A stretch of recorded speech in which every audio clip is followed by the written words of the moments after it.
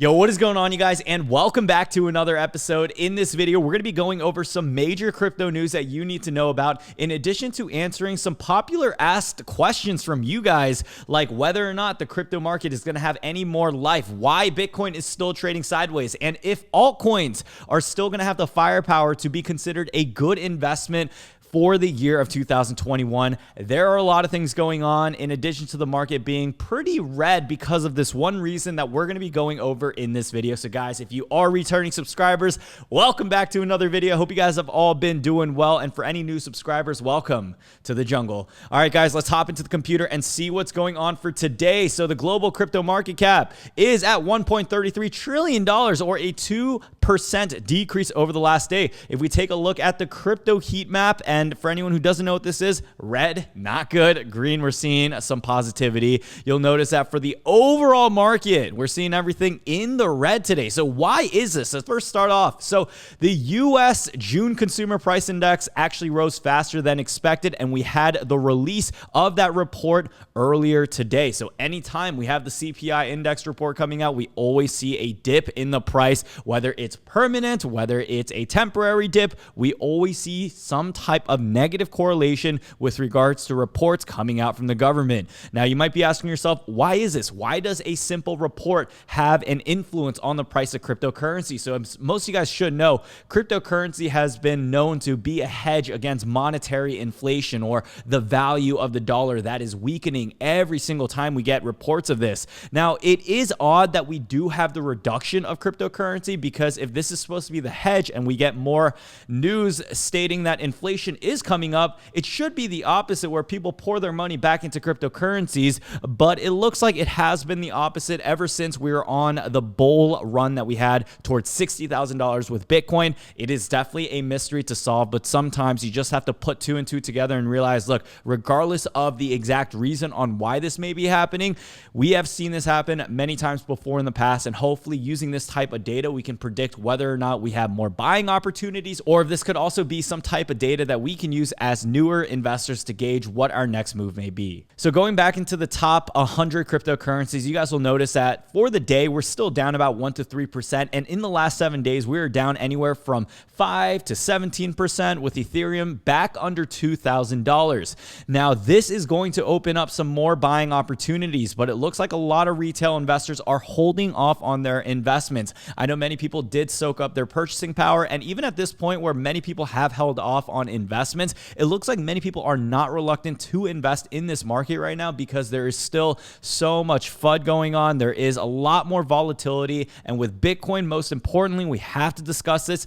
Bitcoin's price range has not been appealing to many new investors. So if we go into the 7-day chart for Bitcoin, you'll notice that we might have had a little bit of a peak right under $35,000, but quickly we returned back under $32,000. Back on July 8th, we started to go back up, started to accumulate a bit more, and then pull back down, and you'll notice that we're still within this very tight range, anywhere under $35,000 and above $32,000. So what we have to know about this is, anytime we get this type of consolidation, and then we see a look at the on-chain analysis, which is actually showing us, which we'll talk about later in today's video, how much money is coming in, how many more whales are accumulating Bitcoin, how many times we're seeing the change in hands from paper weak hands over into the strong long-term hodlers. This is oftentimes when a breakthrough happens. So we are going towards the mid-week of July. This is usually the times where things get exciting. Things start picking up in the crypto market. And right now, with everything being down, not even just crypto, with stocks being down too, I believe as things start to progress and we start going into Q3, we will start seeing some additional movements. But I'm still very hopeful that something happens at the end of the week. Even if we break down below, I know that's going to be another buying opportunity for investors like me. Or if we go to the upside, that's still going to be good news, because you can continue looking at your investment and get more hopeful on the fact that we may have a promising future and that all hope is not lost. So guys, on top of what we're seeing on a very, very standalone general technical aspect, you have to realize that with cryptocurrency, we're still getting a ton of great fundamentals fundamental news. Now, before we get into what that news is going to be, I did want to do a quick rundown of some top 24% cryptocurrencies. Harmony One is up 7% today. Axie Infinity still crushing it, absolutely crushing it. And within our inner circle, I did mention this on our watch list before this weekend happened. And if you did act on that, you would have gotten a little bit of an increase in the price. Now, Axie Infinity is one of the most popular cryptocurrency games that you can play right now. So there is a lot going on in the space. Let me show you what the website looks like. Bicycle, not a bicycle. Is that a bicycle? Kind of looks like a bicycle. Next, bicycle. That's a motorcycle. Bicycle. Verify. All right, so here's Axie Infinity. Here's one of the more popular games, and it looks like they're reaching the price peak of their market, which is very, very surprising because you would not expect an NFT or an Ethereum-related RPG game to start blowing up like this in the middle of a, I would say, bear climate that we're realistically in right now. So you'll notice that with Axie Infinity, they started to take off right before July, and for anyone who was invested, you'd be experiencing some very significant gains regardless of how down the market is. So this is just another testament to the overall adaptation of what cryptocurrency is experiencing, and it's also just another proof that we are still seeing many other investments, many other projects really just gaining that amount of traction during this time. So I really wouldn't have a whole negative sentiment about the overall market, because within the stock market, within the crypto market, you're always going to find these gems here and there. And if you know that this project, as an example, fundamentally it's sound, more and more people are going to start adapting themselves into where video games are changing. They want to play more. They want to build up their characters. That is not going away. I think that we're going to get more and more people into video games. That's why I'm a huge believer in things like esports. So that's why as an investor, you always have to be open-minded and you have to do your research and keep up to date with different opportunities just like this. In addition to that, I want to show you guys some more additional data about on-chain indicators. So this states that we're continuing to point towards an ongoing Bitcoin accumulation. So as of the last week's close, as per Glassnode's data, entities with little history of selling continued piling up Bitcoin from weaker hands. Like we mentioned earlier, while net exchange flows dipped into negative territory, suggesting that traders have been withdrawing their Bitcoin from trading platforms to hold. Will Clement III, an independent market analyst, says retail has been buying heavily for weeks now, but we finally got the uptick in whales that we are waiting for. So Bitcoin supply held by whales with a balance of 1K to 10K spiked as Bitcoin trades near $30,000. So this is really good news, because anytime we get an indication that whales are buying up the dip and they're continuing to average into these different type of investments like Bitcoin, like any other altcoin listed on the market, this is oftentimes in preparation for another jump in price. Now, as I've mentioned before on this channel, what we really need is for more ETFs to form. We really need more larger institutions, and we need more approval from institutions, regulators, and even the US government. And that way we can start getting more big money entering these trades. As much as retail investors love cryptocurrency, we're not going to see that huge price action spike unless we get more types of different money flowing back in. Now, the good news is anytime you consolidate for a long time like this, the volume isn't that high, and we're seeing the average market cap still hovering under about $1.5 trillion. It means most people are saving their money. They're holding on to it. Anytime we get a little bit of momentum, it's going to be good news, because that's when that money starts pouring back into cryptocurrency, and that's when we start seeing the ball rolling in. So unfortunately, the truth is, well, if you're watching this video, fortunately, the truth is you guys are all going to be prepared. But for the majority of retail investors, people who don't know about cryptocurrency, it often sucks, because these are going to be the people that end up investing into cryptocurrency because they FOMO into the trades when we start picking back up. And this is oftentimes where when crypto does correct, that's when they sell, and then they lose their investment. They lose the money that they made. And you really have to work against that, because at a certain point, you have to realize that whenever you are making money from cryptocurrency, if it's buying and trading within one another based on the perceived value of what that project could be, someone oftentimes is losing out on that investment, and it's usually those beginner investors. So it's very important for you guys to continue educating yourself on content like this, continue to watch videos, read research, learn about how cryptocurrency works, and learn a little bit more as a trader on how you can improve as well. But for the most part, if you feel not as confident in your ability as a trader, especially in a very difficult climate like this, the best decision that you can make is to continue averaging in, accumulating long periods of time for these type of investments, because out of all the ones that we have, I do believe this is much more superior. What you should do is to just consider hodling. Hodl onto your investment, hold on to dear life while we go through these changes, because at the same time, even though the price does not reflect it, we're still getting so much incredible news, which segues into our next point. So lately, we've been talking about how Greyscale has a huge involvement with cryptocurrency. And the reason why this is such good news is because this is going to legitimize them. This is going to give more confidence to larger institutions or whales who are trying to follow a lot of the guidelines that they have as a larger investor. And this is really going to legitimize the pathway for a lot of these hedge funds or any type of whales to start entering these trades. Now, on top of that, we've been getting a lot of news from different banks. I call this like Bank Week or something, because I pulled up literally 6 or 7 articles all within the last day. All right, so on one side of the spectrum, we have other institutions looking to hire their own crypto branch. We have Bank of America establishing their crypto research team. And on the other hand, we have bigger banks like JP Morgan, which states they are struggling to see any tangible economic benefit associated with adopting Bitcoin as a second form of legal tender, and just commenting on the world's circumstances of the developments we've seen happen recently. Now, out of all the news regarding banks, I think this one's the most interesting. So this is with Wells Fargo, and they actually announced that they're closing down all personal credit lines. So Wells Fargo has not had the prettiest history before in the past. In 2016, Wells Fargo got into trouble over fraudulent bank accounts, in addition to charging unwarranted fees on mortgages and auto loans. That resulted in a $3 billion settlement to the SEC. In addition to that, they've just had a lot of different issues that we're not going to touch upon in this video, but we should also take a look at why they're doing this, why they're closing down personal credit lines, and how this could be a benefit to the overall crypto space. So it looks like Wells Fargo right now may be preparing for some type of impending doom that they may be seeing, or they may be working on a settled lawsuit that may be coming up, or maybe they just got exposed and they know that they're going to need this cash on hand. Right now, they're trying to free up their own capital for whatever reason may be happening within the walls of this bank. Now, with a story like this, it gives us more confidence as investors to realize that the crypto space is going to protect us anytime this bank decides to make a decision and turn down our personal lines of credit. Imagine if you had no other credit cards, you had no banks, and you only used a Wells Fargo card, and then they announced, hey, you're not going to have a personal line of credit anymore. You won't be able to use it, and we're not going to be able to offer you any more money. This is why there are so many other DeFi platforms, Aave as an example, where you can get peer-to-peer lending using liquidity pools and not having to use these banks that are already having a history of malpractice before in the past. So for the overall crypto industry, I think this is really good news, because it's showing how the importance of centralized money is always going to be tainted, and you never want to rely solely on these entities.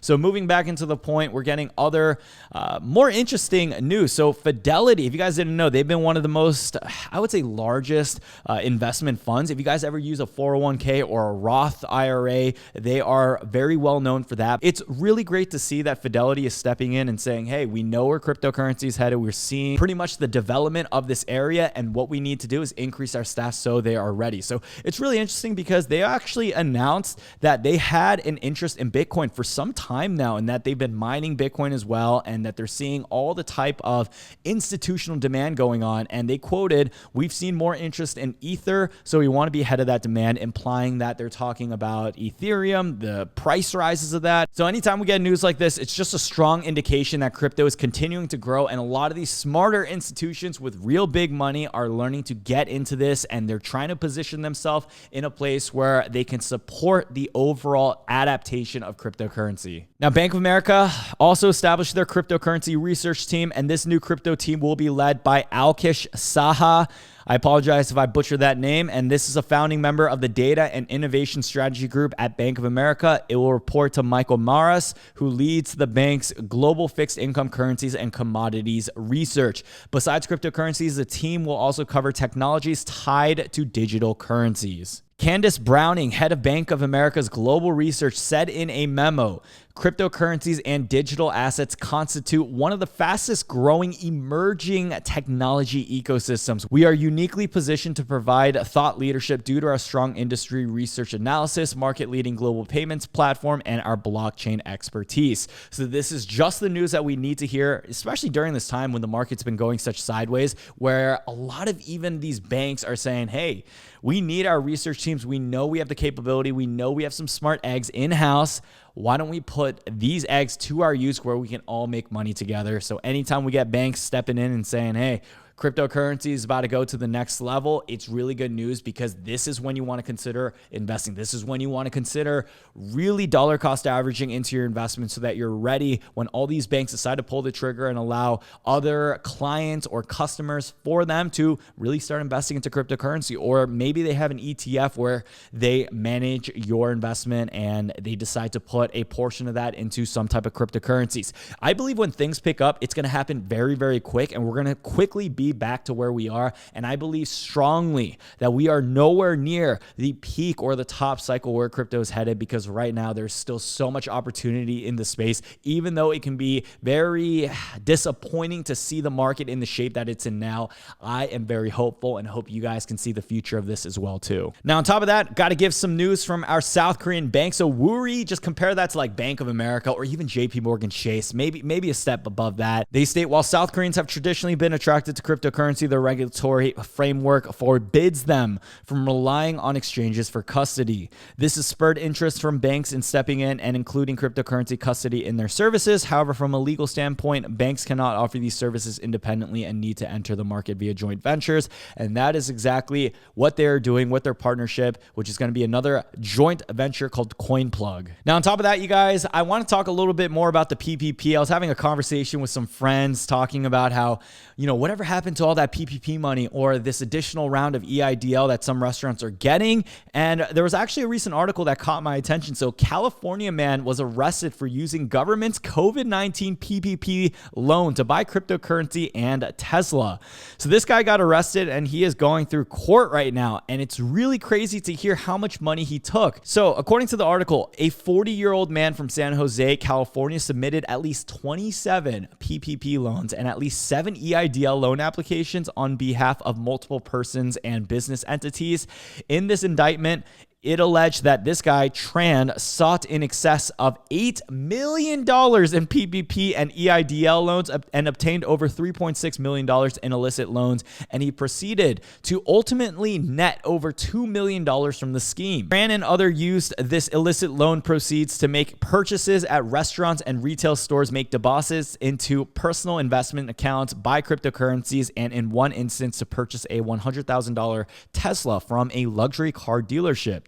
He allegedly used false and fictitious information and documents, including falsified employee information, fictitious or grossly exaggerated payroll figures, and fake tax documents. Tran is charged with 6 counts of wire fraud and 3 counts of bank fraud. If convicted, he faces a maximum penalty of 30 years in prison to each count of bank fraud and 20 years in prison as to each count of wire fraud. So if you do the math, 30 times 6, that's a long time. I'm not sure if our buddy Tran is going to be able to live that long to serve his sentences, but I'm also going to be very curious to see how this plays out, because I do know that with the PPP and the EIDL, I just know for a fact that we got those fake Instagram flexers just getting money like this, investing that into crypto, investing that into other assets. And I've always wondered if people like that are going to get caught, because there are people who really needed this money that couldn't get it because there are people who are fraudulently applying for the PPP loan. So we'll keep an eye out on it. I think it's really, really cool to see that this guy decided out of all the investments, he wanted to put it in crypto. It did backfire because it looks like he did get caught. And if he wanted to invest into crypto for the anonymity, or he thought it would just be the best investment out there, hopefully he made his money back, but it's definitely not worth going going to jail for and spending your life in prison. So hopefully this works out for this individual. But at the same time, if you're going to go ahead and try to scam the government out of its money, you know, it's subjective. So definitely let me know how you guys feel about a story like this. Should an individual go to jail for taking advantage of all the stimulus money, or does the government have enough money and this guy, maybe he should get just a little bit of slap on the wrist, but he shouldn't be sentenced to multiple years in prison. Now, on top of that, you guys, the social NFT project Nifty raises $10 million and partners with giant Warner Brothers. So this is really good news because, as you know, NFTs, even though it's been relatively flat, there is still a lot going on in the market, as well as many different partnerships that are getting formed. So if you guys don't know what an NFT is, I would highly suggest looking into that now while the market is flatter, before it starts picking back up again, because with all of this news, at some point when cryptocurrency picks back up, I know that we're going to get an amplified exponential reaction in the NFT market. And just like how it was earlier in January with everyone talking about it, I can see this becoming very popular again. Many people FOMOing into it. And if you want to make money in the NFT space, the time you want to invest is when people are not talking about it. People are ignoring it. And it seems like the overall sentiment is down, which I would say is about right now. So definitely do your own research, but this is really good news. And this is going to be just another reason why NFTs, Ethereum as an example, as an investment, and other large cryptocurrency involved in the smart contract space are going to continue to grow. All right, so if you're watching this video till the very end, thank you all so much again for watching. The code word for this episode is going to be Bugs Bunny, just because I see him on my screen right now. Comment that down below if you guys are watching this till the end, so I know that you are a real one, and I will be hearting or liking the comments as I see them on my channel. Also, don't forget to check out the links down below in the description. You get 2 free stocks with Webull, one valued up to $1,800 after you deposit $100 into the app. If you don't like it, that's completely fine.